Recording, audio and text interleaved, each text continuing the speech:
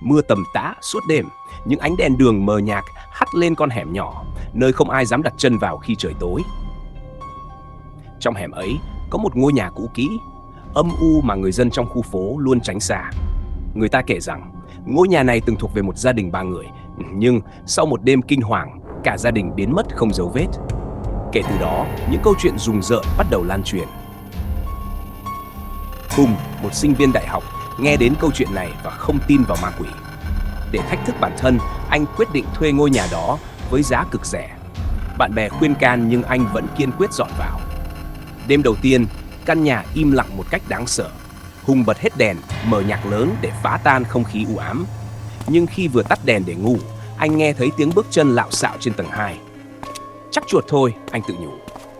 Nhưng rồi, tiếng bước chân ngày càng rõ ràng, như có ai đó đang di chuyển trong nhà. Hùng bật dậy, cầm chiếc đèn pin, bước lên tầng trên. Không có ai cả.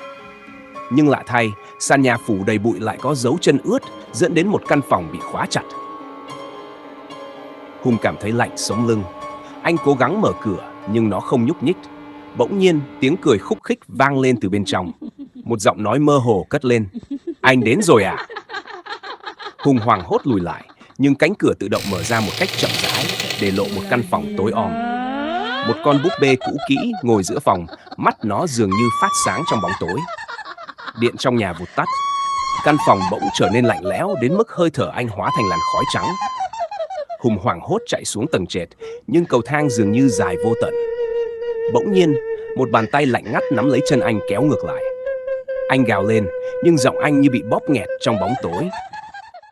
Khi tỉnh lại, Hùng thấy mình nằm trên giường như chưa từng có chuyện gì xảy ra. Nghĩ rằng mình bị ảo giác do căng thẳng, anh quyết định tìm hiểu về ngôi nhà này. Qua tài liệu cũ, anh phát hiện ra rằng trước đây, gia đình sống ở đây gồm 2 vợ chồng và một cô con gái nhỏ tên Linh. Một đêm nọ, người mẹ phát điên, giết chồng con rồi tự sát. Nhưng điều kỳ lạ là thi thể của họ chưa bao giờ được tìm thấy. Hùng cảm thấy ớn lạnh. Đêm đó, anh bị đánh thức bởi tiếng khóc thút thít. Khi mở mắt ra, anh thấy một cô bé đứng ngay cạnh giường. Khuôn mặt cô bé nhợt nhạt, đôi mắt trống rỗng nhìn thẳng vào anh. Cô bé cất giọng thì thầm. Chú có thể tìm mẹ giúp con không? Hùng la lên, bật dậy, nhưng cô bé biến mất. Trong căn phòng chỉ còn con búp bê cũ với nụ cười quái dị trên môi. Đột nhiên, một tờ giấy rơi ra từ trong con búp bê, trên đó ghi vội một dòng chữ nguệch ngoạc. Mẹ vẫn ở đây, ngay dưới chân người. Hùng hoảng hốt đào bới nền nhà. Khi lớp xi măng bong tróc, một thứ mùi hôi thối bốc lên nồng nặc. Anh run rẩy soi đèn xuống. Bên dưới là 3 bộ hài cốt nằm chồng lên nhau, với chiếc váy đỏ của người phụ nữ vẫn còn nguyên vẹn. Nhưng điều kinh hoàng nhất là chiếc hộp sọ của người mẹ vẫn còn đôi mắt mở trừng trừng nhìn anh, như thể bà ta chưa bao giờ rời đi. Căn nhà đột nhiên rung chuyển. Tiếng hét ghê rợn vang lên từ mọi hướng. Hùng bỏ chạy khỏi ngôi nhà, không bao giờ dám quay lại. Nhưng từ đó, mỗi đêm anh đều mơ thấy cô bé Linh đứng bên giường thì thầm vào tai anh. Chú vẫn chưa giúp con tìm mẹ.